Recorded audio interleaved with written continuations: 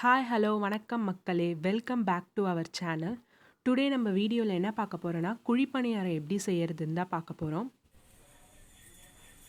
First வானலில் வச்சுட்டு வானல் காஞ்சோடனே 2 ஸ்பூன் எண்ணெய் ஊற்றி கடுகு கொஞ்சம் போட்டுக்கணும்.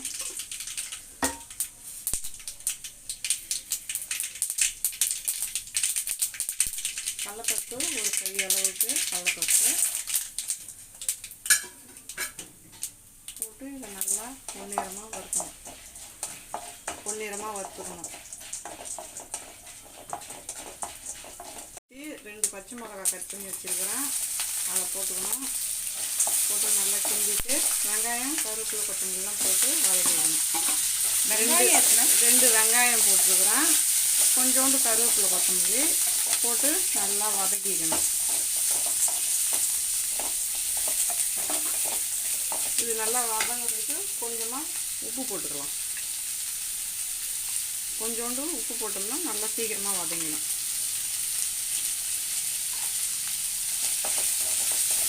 நல்லா கிளறிட்டு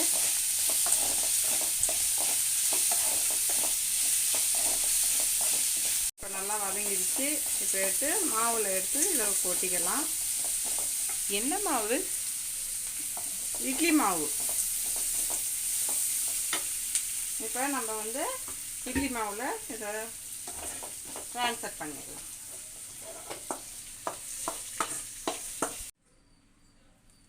இப்போ இதில் ஒரு முட்டையை போட்டுக்கலாம், உடச்சி ஊற்றிக்கலாம்.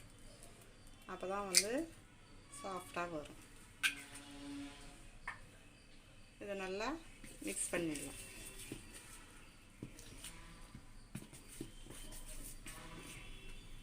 இப்போ பனியார கல் வச்சிடலாம். கல் சூடாகட்டும். இப்போ கல் காஞ்சிச்சு, எண்ணெய் ஊற்றிக்கலாம். நல்லா ஒரு அரை குழி வர வரைக்கும் எண்ணெயை ஊற்றிக்குங்க. நல்லா ஊற்றிக்குங்க.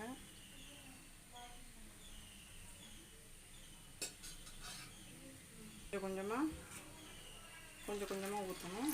அந்த மாதிரி ஃபுல்லாக ஊற்றக்கூடாது, அப்புறம் திருப்ப முடியாது. இந்த மாதிரி ஊற்றிக்குங்க. எல்லா இதுலேயும் ஊற்றிக்குங்க. இப்படி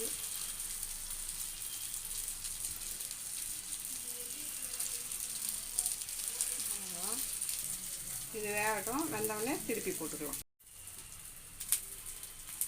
இப்போ நல்லா வெந்துடுச்சு. இப்போ பொறுமையாக திருப்பிக்கலாம். இந்த பாருங்க, இப்படி இந்த திருப்பிக்கலாம். அழகாக வந்துடுச்சு பாருங்கள். இதே மாதிரி தான் ஃபஸ்ட்டு சுற்றியும் கொஞ்சம் இது பண்ணி எடுத்து விட்டுடணும். அப்போ தான் நல்லா உடையாமல் வரும். இந்த மாதிரி இப்படி இது பண்ணி விட்டோம்னா அழகாக திரும்பிடும். அவ்வளோதான். அதேமாரி எல்லாமே இதுமாதிரி திருப்பி விட்டுக்கணும். எல்லாத்தையும் வெந்துடுச்சு. இப்போ எல்லாத்தையும் திருப்பி போட்டாச்சு. இன்னும் ஒரு 2 நிமிஷத்துலேயே வெந்துடும். அப்புறம் தட்டில் ட்ரான்ஸ்ஃபர் பண்ணிக்கலாம். எடுத்துடலாம். இந்த பாருங்க, இப்படி குத்துனாலே வந்துடும். இந்த பாருங்க, இப்படி குத்துனோம்னா வந்துடும். அவ்வளோதான். இப்போ